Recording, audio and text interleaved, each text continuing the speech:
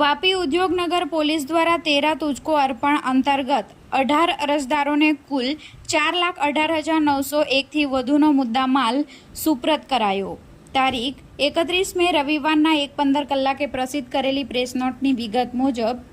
રાજ્યમાં પોલીસ મહાનિર્દેશક અને મુખ્ય પોલીસ અધિકારીની સૂચના મુજબ 13 તુજકો અર્પણ અભિગમ કાર્યવાહી કરવા આપેલી સૂચના અનુસાર વાપી ઉદ્યોગનગર પોલીસ સ્ટેશન હદ વિસ્તારમાં આવતા વાપી ડિવિઝનના નાયબ પોલીસ અધિક્ષક જે.કે. પટેલના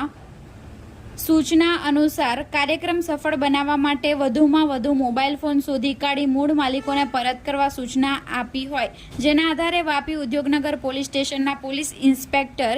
એસ.પી. ગોહિલનાઓની રાહબારી હેઠળ વાપી ઉદ્યોગનગર પોલીસ સ્ટેશનમાં આવેલા મોબાઈલ ફોન